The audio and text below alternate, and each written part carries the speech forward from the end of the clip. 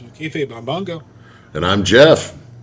And it's Saturday night, and it's time for some Shenanigans. So, we did our prediction episode last night, so we're not going to cover too much when it comes to Redemption. Maybe we'll talk a little bit about the ladder match or some the newer matches or newer match that was added.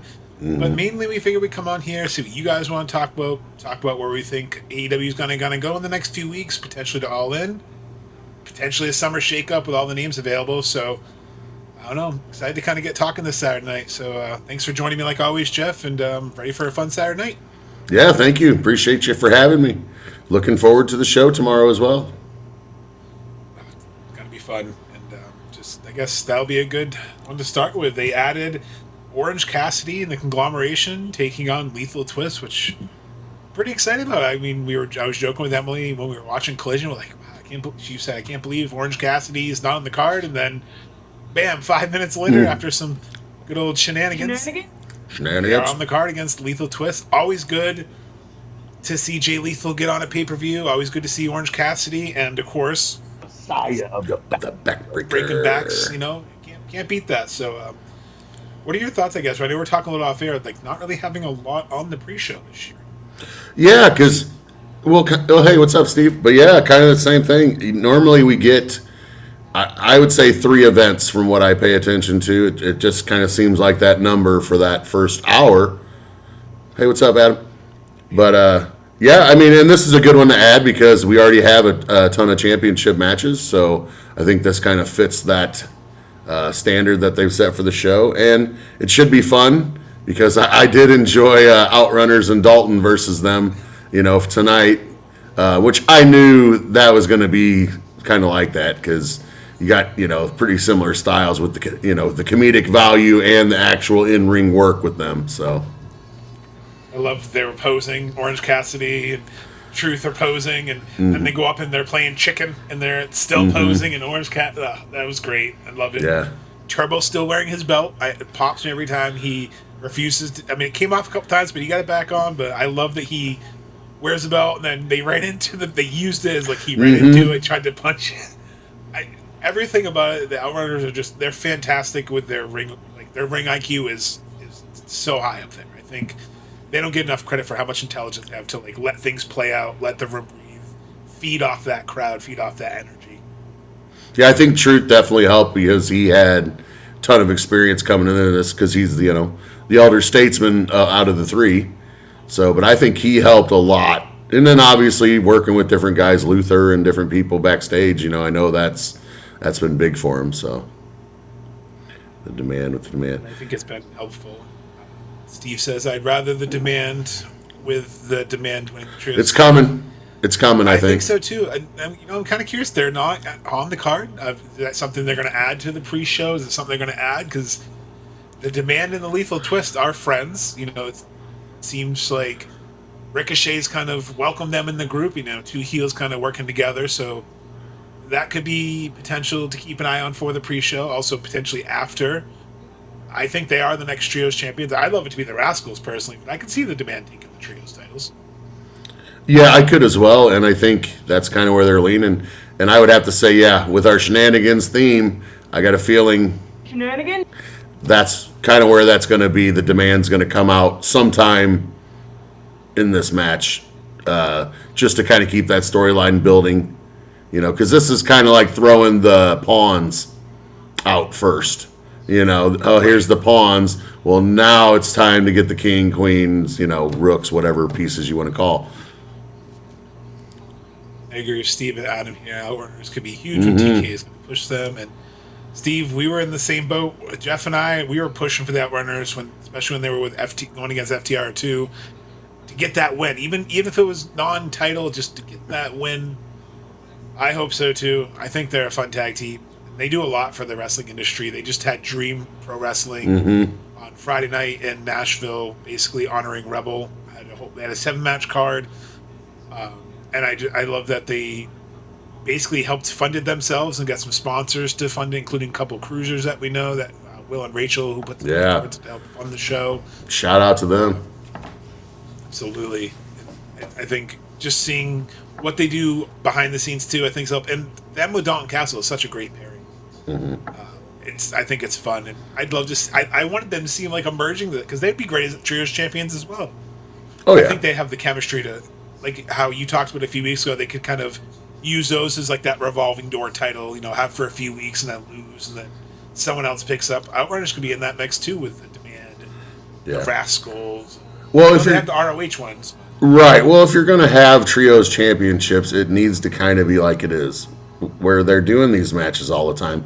It can be a Dynamite, it can be a Collision match because it's trios, and we're using it to show more talent and to get more talent pushed and more talent, showcased. So, yeah, I think for Dalton, Adam, I think some of his stuff, why he maybe wasn't on the main roster, was those back issues.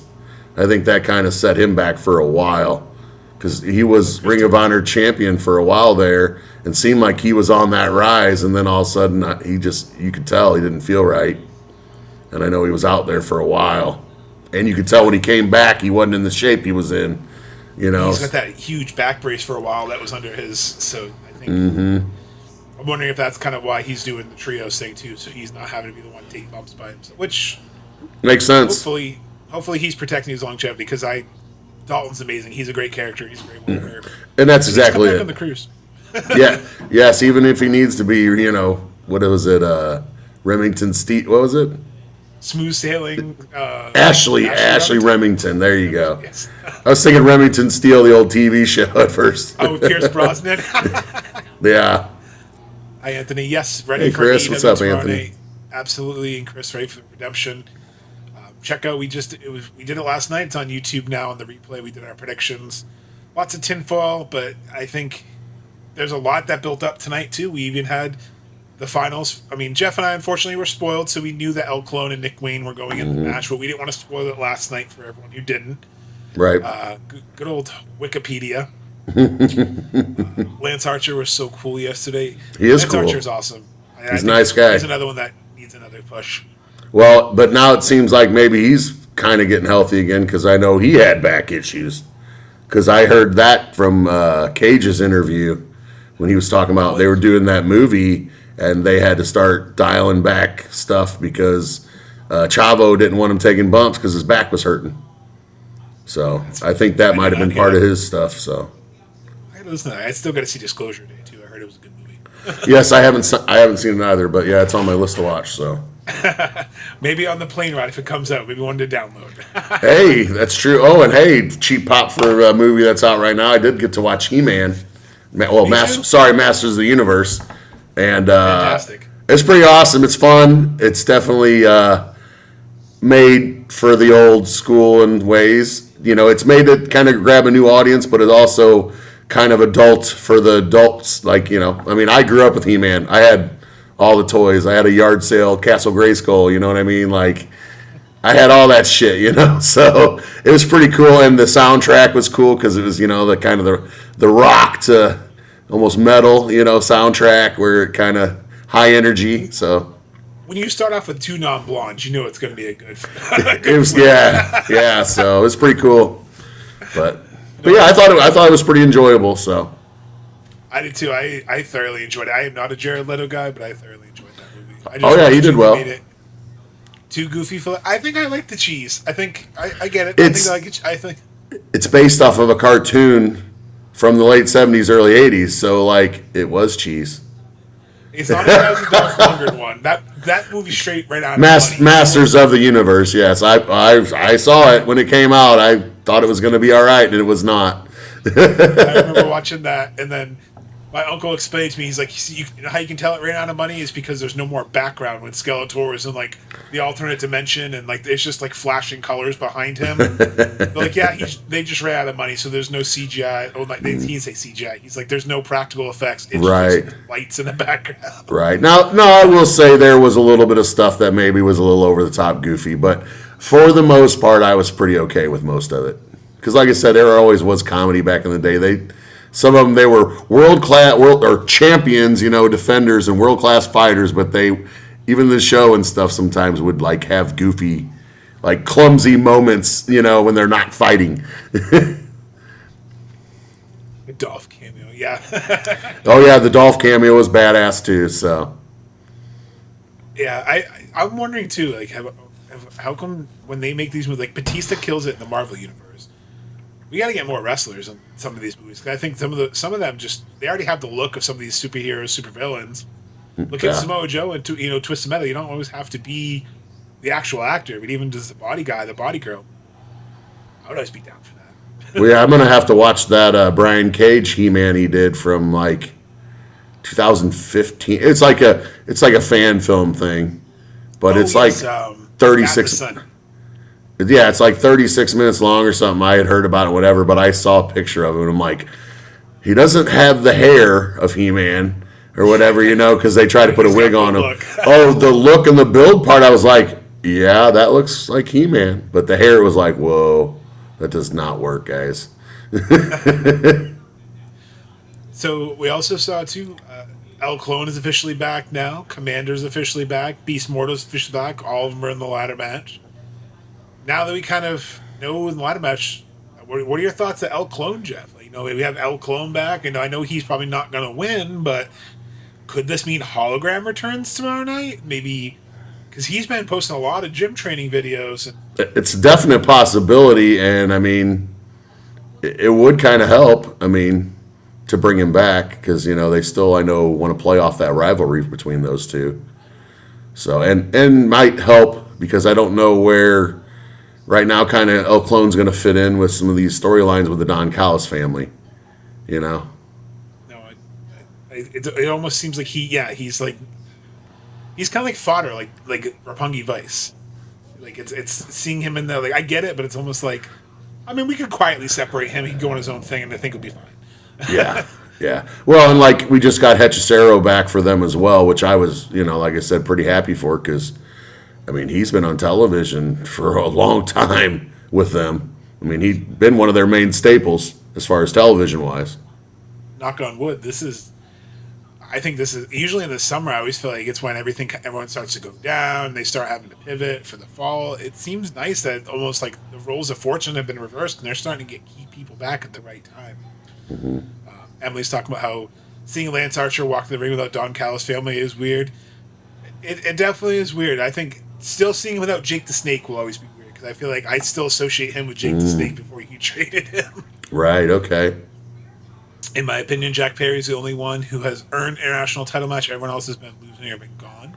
That's fair. I agree. I can figure it out. And after his promo tonight, it almost seems like they're leaning towards him too. Like his promo kind of talking about how he wants the world title, but this is not a bad stop. This is not a bad pit stop. So I like that he made his intentions. I like that he kind of called his shot, so to speak, but so did Speedball. So I definitely think they have their 1A, 1B, like who they're telling you, one of these guys. Well, and Speedball did the old appeal to the fans in the hometown, he did the old cheap pop, so. Mick Foley would be so proud. Exactly. But yeah, with Emily, with that, I mean, it would make sense, because, it's great for a pay-per-view because it kind of helps, have that moment, but I think the moment would be better for them being in their hometown, because like we had talked about some previous conversations, because wasn't it that WWE one where there was some crickets? Yeah. And, and they were kind of like, wait, what? It's like, okay, because they're going to get a pop in AEW, and they're getting a pop in Detroit. So I think it would be the best thing. I think it would be a miss if they don't. I think almost like you have the writing on the wall for a perfect debut, memorable debut for them. I think they do it. Just again, and the venue they're in, the Masonic Temple, is acoustically. I remember when Hangman and Ospreay had their promo there before Double or Nothing. How loud that place was when Rhino showed up too. How loud. Oh, okay, yeah. Rhino showed up last year. Yeah. I think we get the same kind of vibe. Again, there's a lot of people that could come in on Redemption, could return on Redemption debut, but I think Motor City Machine Gun, I feel like that once we knew their 90 days was up this week and we saw the Detroit, I feel like that date's been circled on the calendar, like we said. So I agree. Yeah. Well, and with Steve's comment about Leo would have been fun in this match, I definitely agree that would have been fun. Could you imagine, like, Beast Mortos, Clone, and Leo, like some of them guys that are more the character guys, well, and shit, throw Commander in with that too. But just think if it was just those four even. I mean, that would be a great match. Well, Nick Wayne even too, you know? I mean, those are all very... person in this. Yeah, that's what I mean. But, you know, four of them kind of fit a theme, not necessarily better, but maybe a little bit more similar to each other. And I could see like a cameo by Leo, maybe. I feel like kind of like what they did for the cage match. Mm-hmm. I'm not saying he's going to be the bag this time, but I could see maybe like they go under the ring, kind of like a la Danhausen, and they go to pull a ladder, and he's holding onto the ladder. Like, it's fine.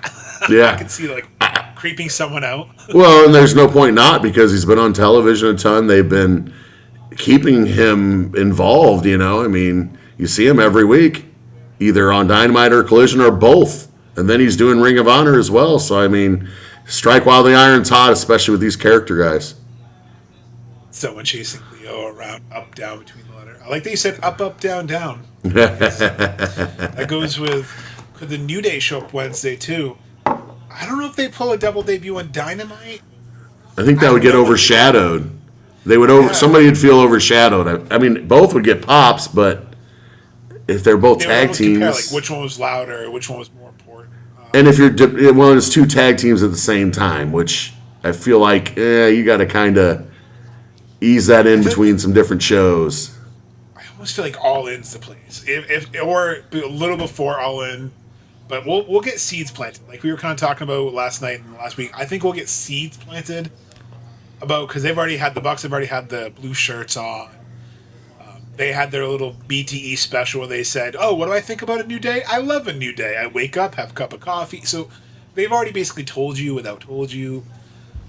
So yeah, I don't know if Dynamite Collision I don't know yet. Maybe in the coming weeks, but something bigger. I think Detroit's for Motor City. Not free till okay, so that's true. That's right. They're not free till the first week of August, so that'd be next week or the week after. So that makes sense. And then I know Emily asked about Hangman. From what I've read, and again, Dave Meltzer, so take it with a grain of salt, shot tequila. Supposedly dealing with a pinched nerve. But he was in there in his hometown, so they want him to come back and kind of give a mission statement. But the way they talked about Swerve and Hangman, kind of both, it seemed like it was almost like I don't want to spoil their shows. So I almost feel like there's a lot of people who aren't on the Redemption card. I know we kind of hinted a little last night, but we have Hangman, Swerve, Mercedes aren't on the Redemption card, which sometimes it's okay for them to miss a show too. But there's a reason they're not on it. I don't think it's just injuries or anything nefarious. I think it's all planned. Swerve was at Comic-Con this weekend promoting AEW. I saw him at one of the panels. I saw someone like on AEW's Instagram. They were showing footage of it. And hasn't he been popping like the headphones and some of the other products that AEW is involved with or whatever? Because don't they have, like they're not Beats, but I can't remember the name of them, but I know he's, been popping some headphones. Like the wireless headphones they have. Stuff like that. So maybe he's been doing that. Another comic book coming out. So, and it was just the way Tony said it, like, "Oh, I'll let you know after Redemption about him." So it's almost like. Well, I feel like this Redemption show is maybe a storyline show for All In, more so in certain ways, because some of these matches were already built up. I mean, you don't have Will and Omega having anything together. So, yeah, Monet's not on the show, but, like you said, it's okay. Doesn't necessarily have to. We already know she's there. She's going to be there. So, and yes, we do need more Swerve, but and I think it's coming. I think even Detroit. I think this Detroit show is going to be a big show for a lot of reasons. Not only because of Motor City Machine Gun, but it's kind of like that show that kicks off the build to Grand Slam. Swerve is too good not to be around more. I understand there's other stuff going, plus probably stitches. That's yeah. He got her a little deep. I was gonna say too. I almost feel like that match was rough for both of them. I noticed that Will has gone into tag team matches. I think it's more maybe they were just both banged up, and I don't know. I trust the process on it a little bit. I can see Swerve coming back in the next couple weeks because he's going to have something at all. Unless Swerve's unhealthy, there's no way Swerve Hangman miss All In. If they're healthy, they're going to All In. Same with MJF. I don't see them missing that show. if anything, I can see them missing that show to make sure they're healthy for All In. And that's kind of where I'm thinking. Is maybe some of this is because people are banged up or they're working through things, and it's, you know what, we don't really have a big A story for you this show, so why don't we pass this one? Well, it could be, hey, we have All In. Let's save you for that so you're healthy, and also so that way when we bring you back at All Out or something, you get the pop for coming back, oh, we haven't seen you, so now we're fond of you again, build that fondness. So every time Swerve comes back, he gets a reaction. So I agree with Steve. More Swerve, the better. He's too good not to be there. Yeah. Caroline says, I love how AEW wrestlers are hitting the indie circuits. I love it. Always Moxley have. showing up to Pro Wrestling Revolver last night, reuniting with Joe Gacy and Sami Callihan, the Switchblade Conspiracy, having a little mini reunion backstage. Pop me. I think it's really cool to see Hook on GCW. Got my GCW shirt on right now. Nice. I love that El Clone. He, when he had his visa issues, he went back as a res, wrestling around in Mexico and some independents. Well, stay working, stay relevant, keep your name out there. I agree. I love that they can work indies or other promotions. I like that they're truly Contractors. they're contractors, and maybe they're exclusive to AEW, but they're allowed to work other places. I like that because Jeff and I, when we get to go to the indie shows, it's nice when we can see a Motor City Machine Gun in a DPW or a local indie show versus, sometimes if they're locked down in another company, you might not see them unless you pay to go to that particular company show, and they don't always tour around you when you can. Right. Or they do, and then they go away because maybe your market's, kind of cold and stuff too. This will be a good show, I'm sure, and it's in Montreal with an early start. Yes, I love the early start. I love the 7 p.m. Eastern start, so 6 p.m. for you, Jeff. Yes, sir. But yeah, I do like that it starts an hour earlier. It sounds like it's a plan to see if it works for future pay-per-views. Obviously, All In for the U.S. will be different. I believe it's like 1 o'clock p.m. Eastern time. It's a very early show because something like that. 6 o'clock for us when we're there. Yeah, GMT or whatever. So All Out we'll have to see when they get to All Out in Chicago. That'll be another. Well, that'd have to be 6 o'clock Chicago time because yes, that would be my time central. Yeah. So that would be 6. To see if they do it, especially during football season where they're going to go back to Saturdays. Never a bad thing to end a little bit early on our Saturday. Yeah. Could we see returns at Dynamite Collision after All In? I definitely think if they have debuts lined up, there's a lot of free agents that supposedly they're interested in. I think the consensus is the New Day and Motor City Machine Gun are pretty much all but signed and debuting. I think if you have a Kairi Sane or you have a Sheamus, depending on their contracts, yeah, you definitely got to save them. Or I feel like pay-per-views are usually where they try to save their big debuts. Mm-hmm. But then again, hometown makes a difference, location. Yes, it does. Grand Slam Mexico, if there's if you did get Zelina, not that I'm predicting or fantasizing it, if you did get like a Zelina Vega, Grand Slam Mexico, or the Collision after All In, or something like that, where she could have that singular spotlight, maybe. But like Jeff said, you don't want to overshadow them or put them on something where it gets saturated. Yeah, that's exactly it. Because if not, it gets too saturated, and then everybody's overstimulated too. In a way, That's so we're going to. Oh, you'll still have a great show because the Fallout. Oh, yeah, I bet the show after All In, because the Fallout shows have been a lot better this year. Kairi would be incredible to feud with Tekla. Jeff was saying that last night. Kairi Sane, and I know Steve wanted Bozilla.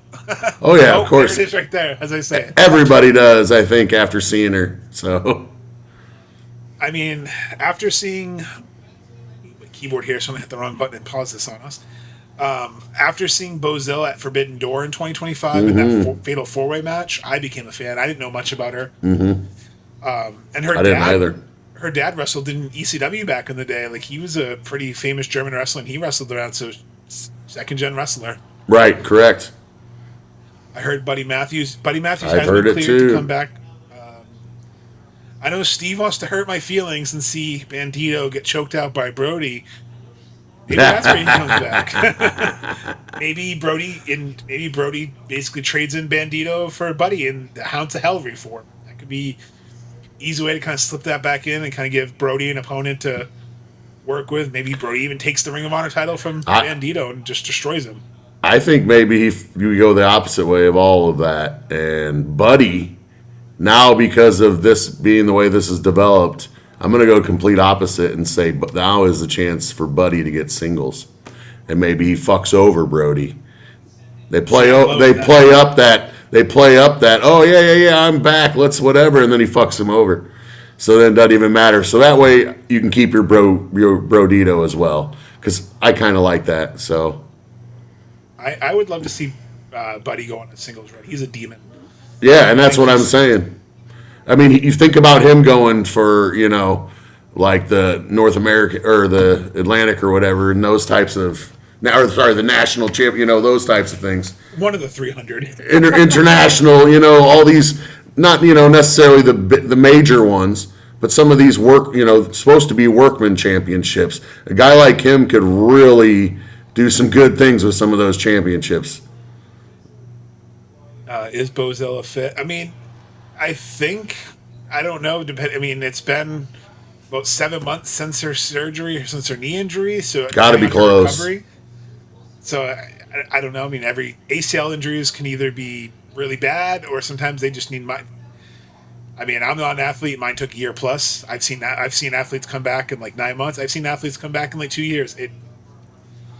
I don't want to speculate, but if she's fit, I think she's the one because you got to have a baby face to confront Tekla. So Kairi or Bozella, I think, would be a good fit. And they could come from over there, so that is the biggest part. Is she can go back to Stardom for a little bit, and then maybe oh hey, she's back. Maybe wrestle for a couple weeks, get yourself back assimilated with the styles and whatever else, and that way come back over. And I love the dual contracts. So I think if they can do more of those dual contracts, like with CMLL and New Japan, maybe even Stardom, I think that's good for the industry too. So that way it's also letting them use talent. Like Takeshita going to the G1, Gabe Kidd going to the G1. Yes. Letting even maybe Julia. I mean, she's in the 5-star Grand Prix over in Stardom. So it's kind of nice to see that. Well, we get Persephone. Like I know she was just on Collision, and I'm always happy to have her there. So. More exposure she gets for AEW, I think, will be the better because she's definitely, I think, an upper-comer as well. I think so, too.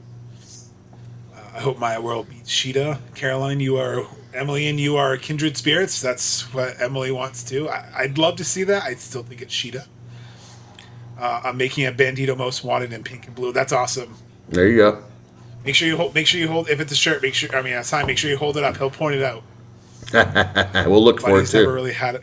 Yeah, Buddy has definitely been in 205 Live. He really just couldn't get. He kind of got lost in the shuffle. Him and Tony Nese had some bangers in 205 Live. Unfortunately, they went with Enzo more, so he kind of got lost in the shuffle. But I agree, he's never really had that chance to break out. So it'll be curious to see. Even if he could be a Collision cowboy, he could be that person that, like Jeff said, takes that national title at some point and goes on a run in Collision or goes to CMLL or wrestles around the world. Because he could compete in any of those because he has the high flying ability, even though he is more of the body looking, I don't want to say luchador cruiserweight, but that, weight class of wrestler. You know what I mean? He's huge compared to all of them, even though really weight wise and height wise he's not, per se. He's just a dude's fucking jacked. That presentation, yeah. Whew, man.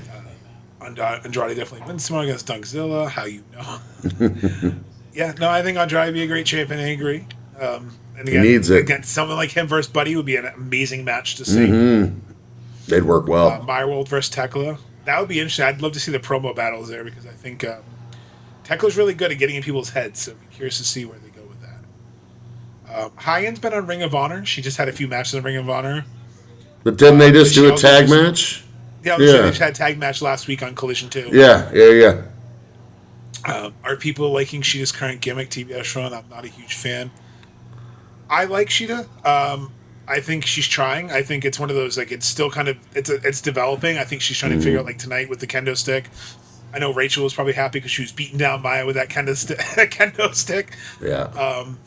I think she's leaning to. She's never really been a heel. She was always been like the white meat babyface. So I think she's still learning, and I think she's a workhorse. That's why I hope she has. I think she deserves a little bit of a run with with this belt. Well, kind of like I was talking about last night, and my comments about her was, I feel like she's just starting to kind of get back into her stride because, I mean, you could tell she looked different. She was working different from what we were used to when she was a multi-time world champion for this company. You know what I mean? So, but you could just tell. But what was she gone? Almost 2 years or something? Like, Yeah, it seemed like it. Yeah, you know, so I don't know how much, like I said, work she was getting in that's televised, that's that kind of pace and intensity or whatever else. So I feel like she's just now starting to get her ring shape and her ring awareness and everything back. You know, you could tell she was trying to find it in the beginning. I feel like, at least. Yeah, I think tomorrow will be a good test because she'll get a little bit longer. She'll get a little bit more, you know, the agents will produce the match a little bit more for her. They'll be a little bit, not saying they don't care about TV, but they'll produce the match a little bit more. It'll be produced different. Yeah, yeah. Buddy and Brian Cage could be called the action figures. Pretty much. Pretty much. I've said it for years, Steve. I became a wrestling fan because of SummerSlam 92, seeing the Road Warriors come out on fucking Harley Davidsons, riding down with spiked shoulder pads and the face paint. I just went, those are fucking toys. Those are action figures fighting. So to me, being a superhero kid and a nerd, I'm like, I am seeing two superheroes or two badass supervillains whooping the shit out of people. That was the thing, too. They whooped the shit out of most people. And then seeing the Doomsday device for the first time, I was like, oh, I played chicken in the pool. Oh, my God, that's not how we play. I wonder what stat has been around. Yes, that's fair. Yeah, I really thought she was going to come out tonight after Persephone's match and kind of lead towards something, too, even for the buy-in, because I agree. Because stat seems to be in limbo as well. That is one of my favorite entrances. I love it. Again, it's every time I see that entrance, I'm like, I just remember being 6 years old, watching that on television, just going, this is mind blowing. And that's always like whenever I feel down on wrestling, whenever I feel sad, I always remember like that's why I got into it, because it's like you immersed yourself for a couple hours to watch something that entertain the hell out of you. Yeah, Statlander's another one that's not on the card, but again, I think they have things for All In planned. Maybe something with her and Persephone are going towards All In. Maybe there's a Casino Gauntlet again. I'd really love a Women's Continental Classic. I think if I would have a goal for this year, I think a Women's Continental Classic and a tag team tournament should happen. I know someone suggested the Jay Briscoe tag team tournament. Absolutely love that name. I think a tag team tournament and a Women's Continental Classic should be goals for this year because I think you have the roster. You have to do it. Yeah. Yeah, I think you do too, and it is going to help make some of these championships more relevant in a lot of ways, and also just help build that, like I talk about with some of these other ones, is help get that legacy built. You have to make the championships mean something, you know, and if they don't, then there's really not a whole lot of point in having them out there. Right.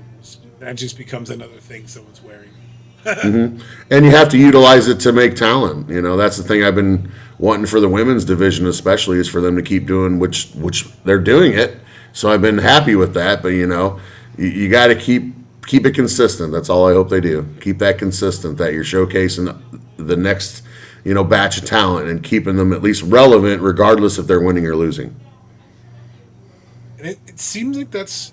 I think there's a lot of trial and error right now with AEW, and I like it where it seems like they're really pushing the Rascals a lot in Collision. Like tonight with Zachary Wentz, even though he lost against Ciampa, you know, he came out and he tried to go against a top dog who he knew was only out there to destroy him, to send a message, but he didn't want to go down in that fight.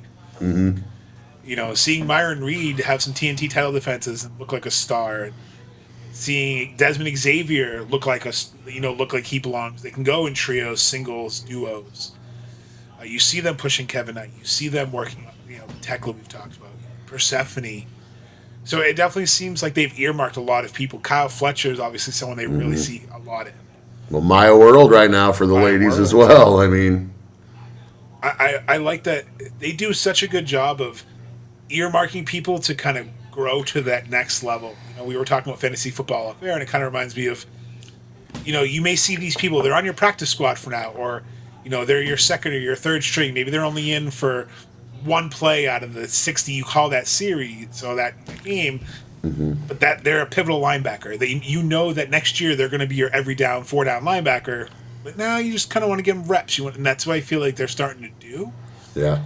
Is get some of these younger guys and girls more in the spotlight of main events, more on the spotlight. Like you said, High End and Maya World were not only on Collision main event. Maya World has been on a Ring of Honor main event, and now she's been on multiple pay-per-views and big profile matches. Kevin Knight's in the main event.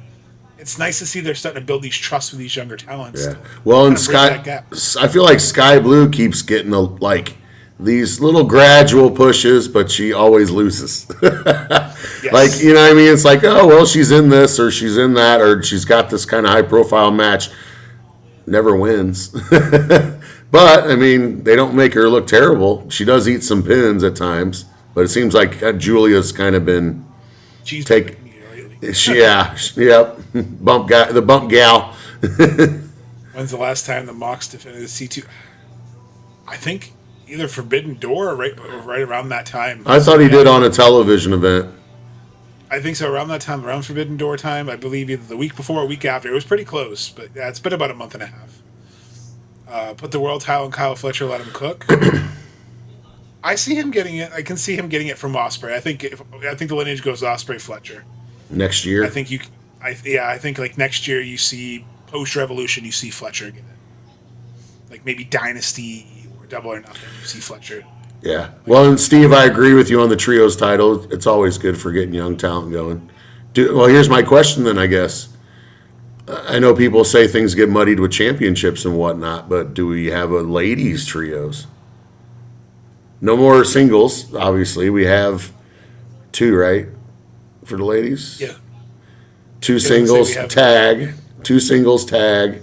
So if you added trios, I mean, what would people think in the comments? Do you think a women's trios would be a good championship to have for pushing talent and getting more talent exposed? And you can always insert trios. It's easy at times to just get some random pairings that could be for fun or for, the buy-in show type things, whatever. So what does everybody think? I just kind of want to know. And Josh, what do you think about that?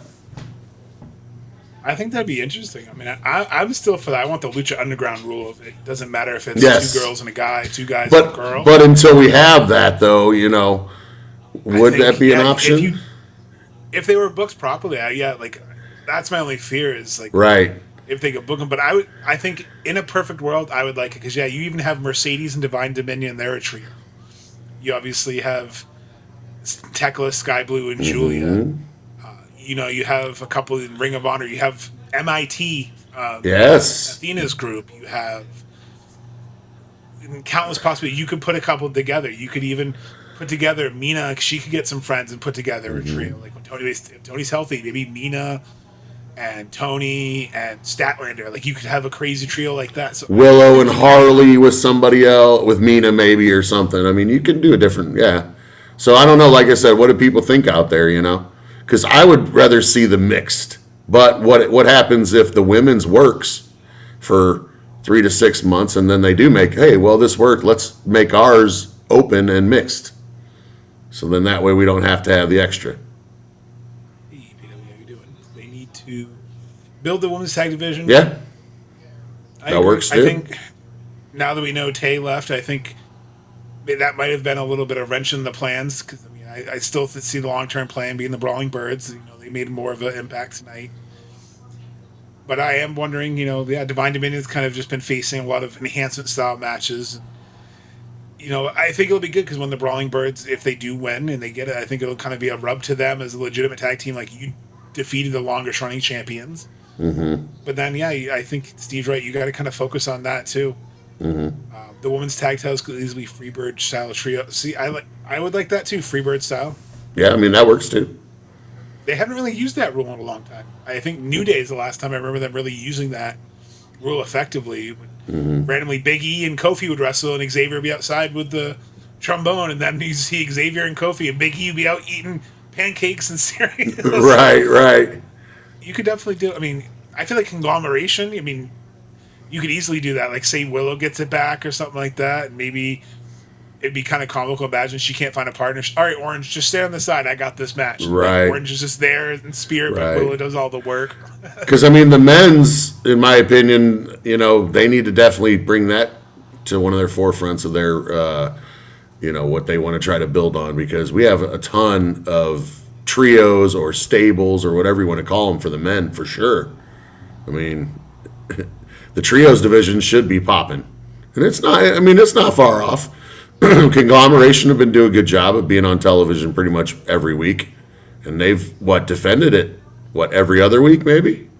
At least every other week, yeah. So I think, too, yeah, I agree with Steve here. There's too many one-talent display that need to build the division. Yes, Camille. Camille's interesting. I'm not sure what's going on with that. Taya's unfortunately gone. I know Anna's hurt. Well, no, I think he's saying Valkyrie or whatever. Johnny. Oh, Taya Valkyrie. Sorry, not Tay. I didn't see the A. Excuse me, Steve. Sorry, yeah. I mean, even when they had... Yeah, I like Serena Deeb. Taya Valkyrie and, blanking on her name, Pure Women's Champion, Deanna. Oh, yeah. I liked their tag team pairing. I think they could come back on the fold. I know Deanna's rehabbing an injury. She'll be back, but you have the Iconics. I'm sorry, the Inspiration. They've yes, there you go, yeah. Honor. I know they kind of had their little moment. They came and got squashed, but I think you can use them properly because they could still give you a serviceable 10-minute match. Well, and they're going to be out there for that entertainment value, and they'll bump. They'll try to sell their asses off for whoever they're putting over. You know that. Yeah. No, so I definitely think there's a lot of potential for, and I think that's the big challenge now is, so I know that's a lot of people's fear with these free agents, like, well, who's going to lose their place and who's going to do that? And I can completely understand that. And I think the only thing that solace always for me, and I know I'm the annoying optimist, and I apologize, everyone. I think Tony has learned his lesson over the years of not to hire just every single person. I think in the beginning, it was just everyone who was released that could help, he signed. I think lessons were learned on you got to find the right fit. You got to find the people who actually want to be there. So I do feel whoever they bring in will be there to help. I don't think we're gonna get too many more of the Malachi situations or the situations where people use them as a stepping stone. And if it happens, it happens. But I think there's more caution there. Well, and I think sorry, go ahead. Well, I was going to say I think these, especially the tag teams right now that are the hot prospect right now with New Day and Motor City Machine Guns, they both fit though. With the style of tag team that, the Young Bucks based this company on and supposedly the tag division, in my opinion at least, they fit that profile. I mean, they're that smaller, more athletic style tag team that had, a lot of tag moves and everything like that, which that's what we're talking about with the Bucks. That's very similar style, I'm sure they probably watched quite a bit of them as well, with their X division and different stuff like that. And then, of course, New Day Bucks, they have all the being the elite stuff and the up, down, down and all that, show and whatever. They've always kind of had little, jabs at each other. We saw the Easter eggs when the Bucks came out with Kenny, the shirt and some of those different things. So I think these two tag teams would be great fits for the company. So I feel like it would be kind of hard not for him to hire them, No, I agree. You seem like no-brainers. I think you had a great point on the no-brainers, and Steve has a good one too, where, they can fill their biggest needs. One I want to throw out there that could do awesome in your tag team division, Steve scenario, Marina Shafir and Zoe Stark. Now imagine those two together. Zoe was someone who she can go, and I think the big problem that she had in V is she didn't really have a character. Mm-hmm. So I think that was always hard for her to kind of connect. But her ring work. Uh-oh. Well, I'm not really quite sure what happened there. I think Zoe, there he is. Oh, there you are. Okay. We got a little hiccup. Sorry, guys. That's all right. But no, I agree with that Zoe Starks one. I mentioned that when she got cut, that I thought she would be a great addition. Haven't really heard a whole lot about her, though, to be honest. That's what I'm saying. I think she could be someone, because I see Marina Shafir as someone who, you put her in something with a title, you give her a serious push, she's going to handle it too, because she's got that legit badass, like you were talking about a few weeks ago, where she may not be in there flashy. She may not be in there, to do suplexes and high flying moves, but she's going to hurt you and she'll make it look brutal. Mm-hmm. Speaking of young talent, I think it's bring Zeta. Yes, I love Zeta Steel. I think Zeta Steel was a great signing. Yeah, she's growing on me actually because she's one of those that she wrestles different than she kind of looks and kind of how she presents herself in the beginning of the match, like through her entrance and stuff like that. And then when she wrestles, you're like, oh, all right, well, she's kind of, badass actually. She's not just the kind of, little blonde gal, bouncing around and shit, So I always appreciate that because, you kind of get that, oh, well, I look like this, but when I actually work, kind of like Willow always smiling, but then, getting in the ring and getting mad and getting, very physical. I always like that type of stuff, so. I think it's very underrated when you can see someone kind of like turn on a different persona in the ring versus, this is just who they are. Zoe Marine together too would be so good. I agree. I think that would be great. I didn't know Zoe had done indie dates, Adam. That's pretty cool. I know. Yeah, glad to hear she's working. She was coming off. I know she was coming off an injury. Mm-hmm. And that's I think was the most effed up part. Was she was let go? I think she was literally cleared from her injury, and it's like, oh, future endeavor. Like, that's kind of yeah. See ya, and it's like fuck. But I know there's a lot of like phrases out there, but like you said, I think those core four of New Day, Motor City Machine Gun. Obviously, Bailey would help the tag team in women's division. Yeah. I still think Sheamus, even as he could fit right in the Death Riders. I feel like him and Claudio. Listen, I love the Bar. You could have one more run with the Bar. Again, another way to stack that tag team division, like Steve was saying, like you were saying, really kind of helps solidify your role players in those divisions. And then you can focus on less thrown together teams. Okay, Swerve doesn't need to be on team. He can go back to straight singles. Well, and then like also with the Cope and Cage, how much longer are they going to even be a tag team? So if you lose them and then you bring in two, well then now you got the next one, so now you're filling spots. So with top talent too, not just like you said, well, let's throw these guys together, Ooh, that's a great reference. Zeta reminds me of Crystal from Heels. Crystal Tyler reference here. Ooh, wow. Heels is a fantastic show. If you guys haven't checked it out on Netflix, I wish it went more than 2 seasons. But I really liked it. It was a guy from Green Arrow. I can't think of his name right now. Oh, yeah. And it had a lot. You'll know pretty much everyone in the show. And it was just basically about this southern little pro wrestling company, and they just put on weekly shows that didn't make any money, but they did it for the love of the game. And it was about two brothers kind of feuding to who's the top. I really enjoyed it. And Stephen Amell. Yep, there you go. Amell, thank you, Stephen Amell. I was like, yep, I Adam. don't know his name right now. I always just call him Green Arrow because we all know who you're talking about.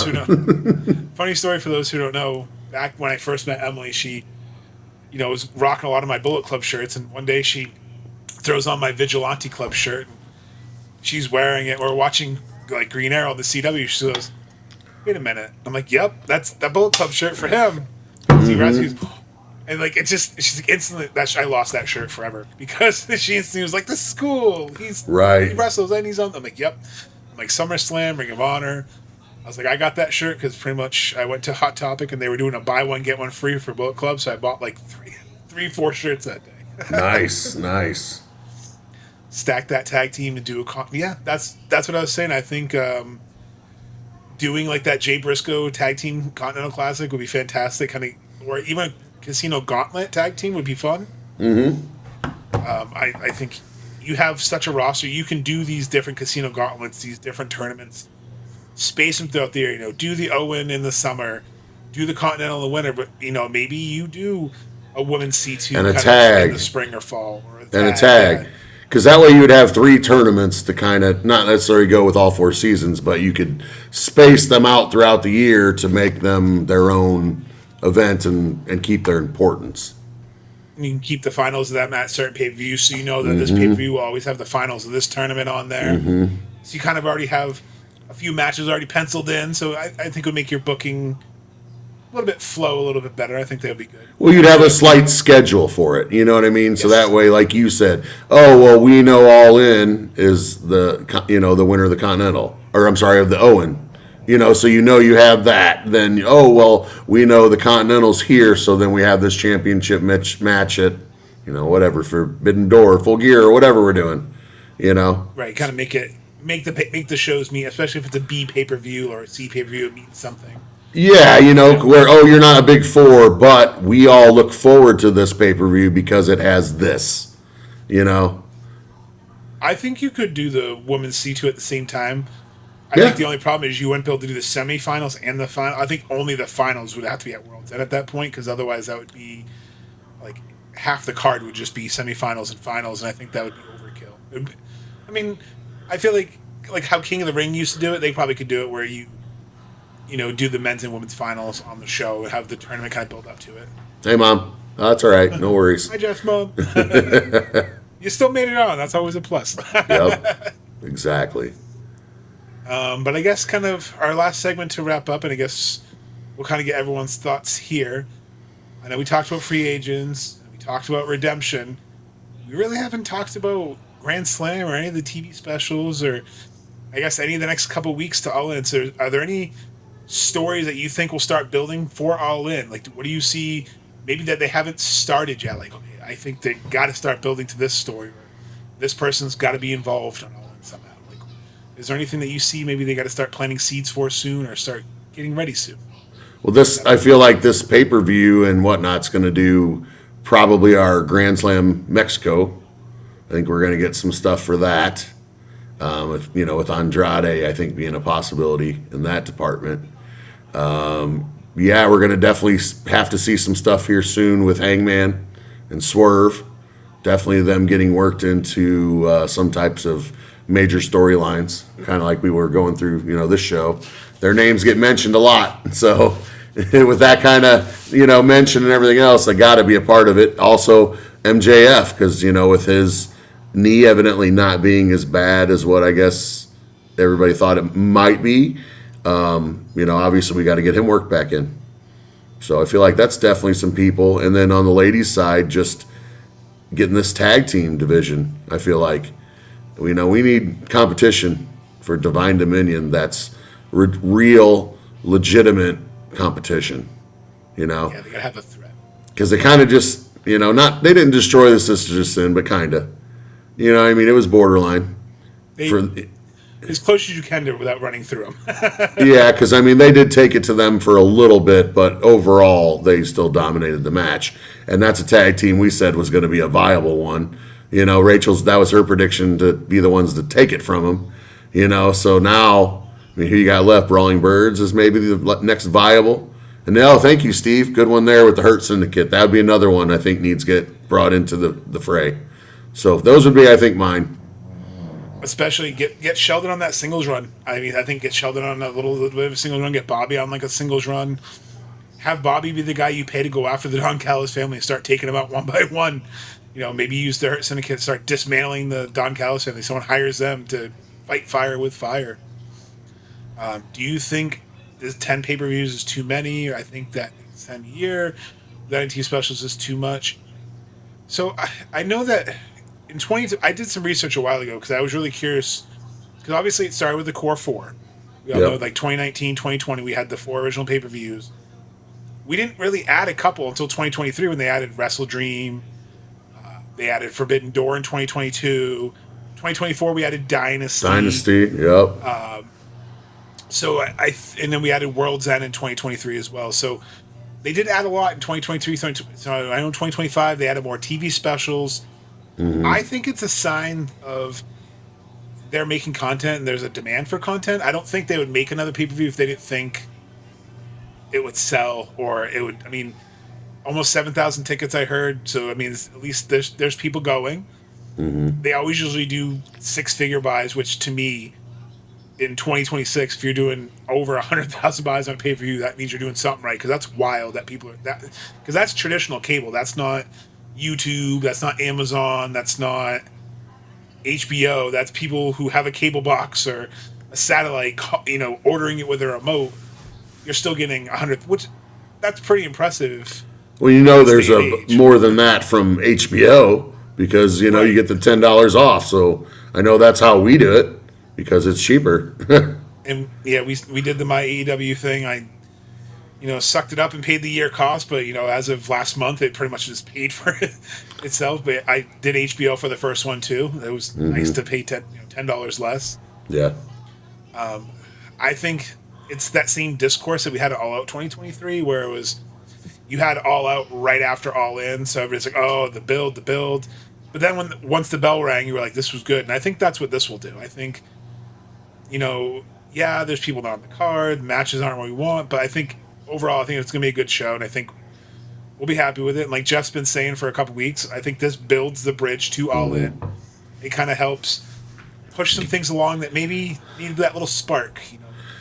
Kevin Knight, it's not just a tune-up match. You have Willow and Tekla, which generally could be a 50-50. There's a lot of matches on the card that are predictable, but could have Shenanigans that lead to something else. There's, the next couple weeks of Dynamite. So I think it's too early to say it's too many. I think if they add more, it'll be too much. I think this is the sweet spot.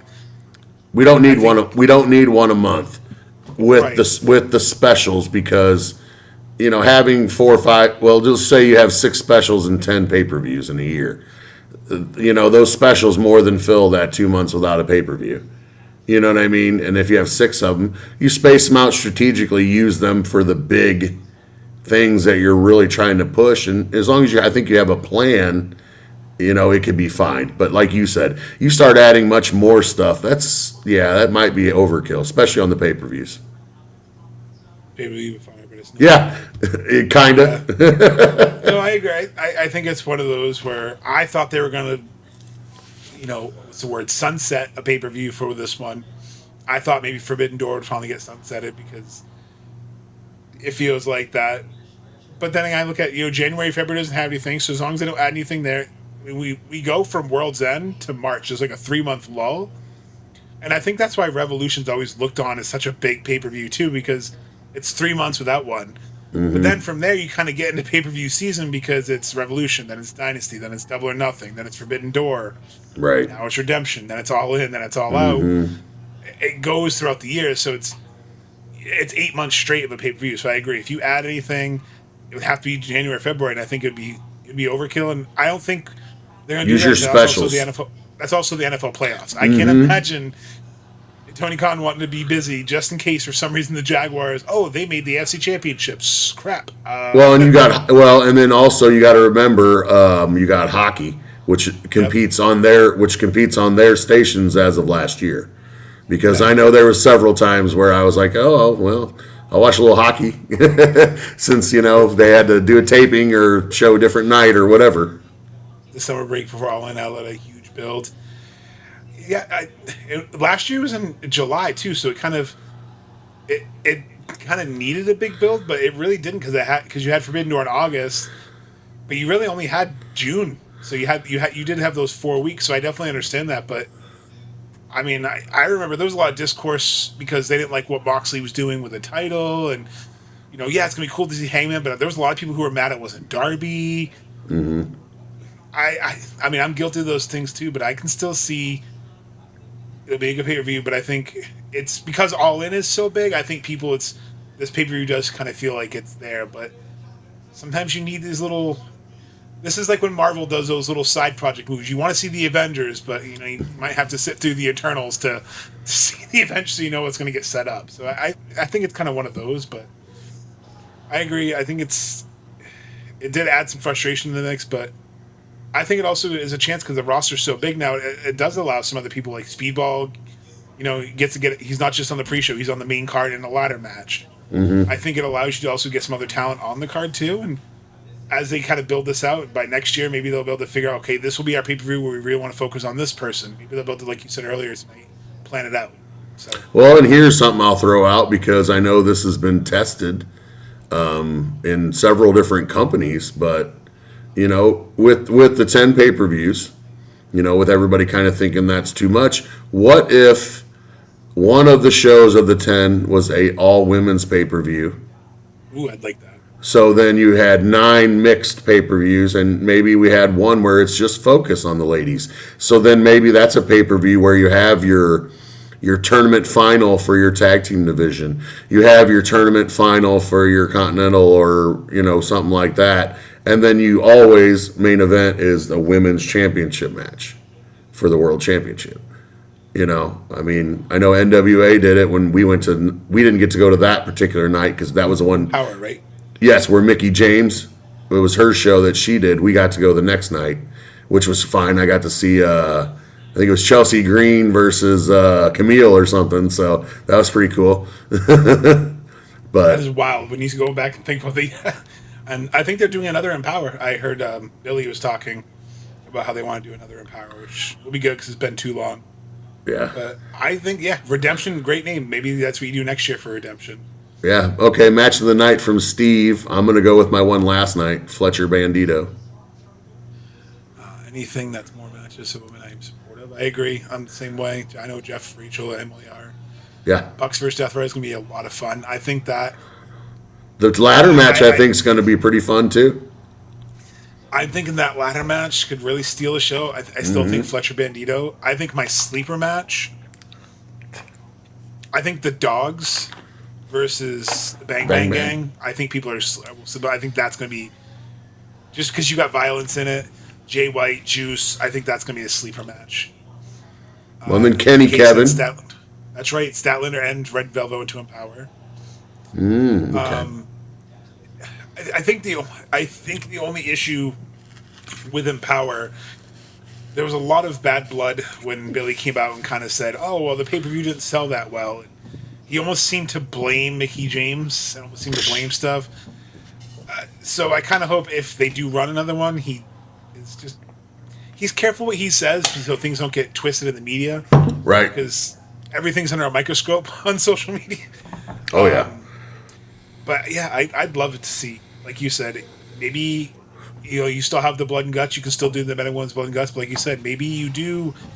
Okay, they did a women's tag team tournament and they did a women's Continental Classic, and the finals are at Redemption. The main event is this, and I think you could do it. I think you get Bayley, you have Mercedes, you have Tekla, you have Tony Storm.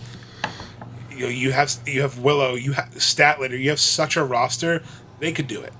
As long as if it's promoted well, I think you do. And also, you have the Indies. If you work with NWA, you can get some of their. They have some great women that would do amazing on there too. They have some great women on the Indies, like a Danny Luna. Well, we already have CMLL and Stardom in New Japan, so you're already you got a wide pool to get from. You know what I mean? Billy also kind of shat on TK after. Yeah, I like Billy. I like the Smashing Pumpkins. I think he is just very much. He forgets that wrestling fans are a different breed. And that when he says things, they're gonna nitpick everything you say and pull it all apart. Oh yeah, and Pro Wrestling Eve Ospreay is producing that. That would be. Oh yeah, that's fair as well. Yeah, because we tried to go to that show. Yeah, that one sold out quick. Congratulations to them, by the way. Yeah, I think the first 3 rows went out the day they went on sale. Oh, within probably an hour or so. Like, it didn't take long at all. Yeah, it's awesome to see. And you know there's a demand for it, and I think to kind of go to your points and the commenters' points, right now one company seems to really not be focusing on the women's division. I think now if you want to do something different, like Steve said, like you said, focus on that women's division. Try to set something up. Make it meaningful, because you could sway a lot of viewers who maybe are on the fence, but I know Emily said this to me all the time. What made her fall in love with AEW is they treated the women equally, like they did the men. It wasn't just, she didn't grow up in the Attitude Era, so she didn't have to thankfully see the stuff that would have turned her off as a fan, but she got to see Britt Baker versus Thunder Rosa, which is like one of her all-time favorite matches, because she's like, I got to see them go bloody hardcore. And she got that misprint shirt that actually made it more badass with the blood. So that's fucking cool. Sky Wu returned to Eve in August. That's right. I saw Statlander had the championship for a while. I'm ready for another women's Blood and Guts. That was me too. But maybe it's in St. Louis, so Jeff could see. Yeah. If it is, we'll be there. I know Rachel will be so excited to see a women's Blood and Guts in person. It'd be fun. Well, you've seen the Anarchy in the Arena, so we might as well see something else. I just want to see all the chaos. I want to see all the fun. It, like I've told you in the past, it is chaos. It's hard to watch. Like, you pretty much gotta. just try to be in the moment of it and see what you can, and then watch it on television like later that night or the next day. So you can see all the shit you missed, because, there's just no way, and they get in too many nooks and crannies, and people are fucking in the way. So that's how it was when I went to the Rumble and it filled up. I had to watch it on TV after to see. I was like, when the hell was that person eliminated? The one thing I have been begging is a wrestling's highlight show. Have AEW start a 1-hour clip show. I know Fox Sports Mexico does something like that, so they definitely have it, where it's like a Sports Center type of recap. That would be interesting. I know they've done it for the Continental Classic with Matt Camp. I've seen him do it on social media, where he kind of has like a command center and he runs down the Continental Classic standing. I think that would be good. I think that would be really cool, Adam. Like, even if it's just every Friday night, here's what's going on. Right. Well, yeah, there used to be an alert a while back that they started for WWE that was like that. And this was several years ago when I had it, and it was like, that was kind of cool, because after like Raw, it would give you like who the results were from the matches and stuff, and who, like, it didn't get into all of it, but like so and so came out and cut a promo, and they would just have little. Sheamus defeated, whoever in a no holds barred match, by pinfall. It would just, quick, little to the point, told you what it was. And then it'd give you like the time, 12 minutes, 55 seconds. Maybe on Tubi or YouTube. Yeah. I like what they do. RJ City has a good one where he's like, everything you need to know for the show or the Road to. Like, I watched the Road to before we came on tonight. That aired after Collision. I love when they do those, or, it's kind of like that. I don't know if you remember, Jeff, when you used to watch pay-per-views with Michael Cole before the show would start. He'd be standing in the studio. Remember, in an hour, you order this today, but he'd be showing you everything from Heat, from Raw. Mm-hmm. And I think they do a good job with that, all in kind of recapping all the promos. Like, they're showing him talking to Moxley, and I like that they kind of remind you of little things. I think that they have definitely an advantage. Helps promote the indie dates and socials. Well, yeah, of course, definitely. That's one thing I think they got to work on is their socials. So if they're ever looking for a social media guy, I at least know someone. But all right, guys, I think we're going to wrap up for the night because it's getting a little late over here. But appreciate you guys for hanging out with us on a Saturday. Obviously, next week we'll kind of go over the results of Redemption. We'll kind of talk about the week as well. And might even have a whole different line of topic. We might have been wrong with everything, or Jeff might have a perfect score and bragging rights. We'll see. Ooh, I don't know. Make sure you guys fill out your predictions. Make sure you subscribe to this channel, because, again, less than 250 away from losing all my hair. We have some prizes to give away, too, so make sure you fill those predictions out. Throw on your tiebreakers, throw everything in. That way we can reveal next week who wins, and we'll get you a prize pack out. Get you that new fresh sticker, too. Appreciate it. Absolutely. Actually, I have them right here. So we have the stickers right here. So again, the nice brand new sticker. Yep. Courtesy of Juxtix again. Thank you so much. Cheers, Adam. Thank you, Steve. Thank you to everyone for commenting tonight. Appreciate you all. Yes. Have a great weekend. Enjoy the pay-per-view. But remember, always keep the kayfabe. See y'all. Have a good weekend. But again, thank you for partying with us. But it's getting late. I must bid you adieu. So from Kenny Omega and Rijo, goodbye and good night. Goodbye. Mwah! And good night.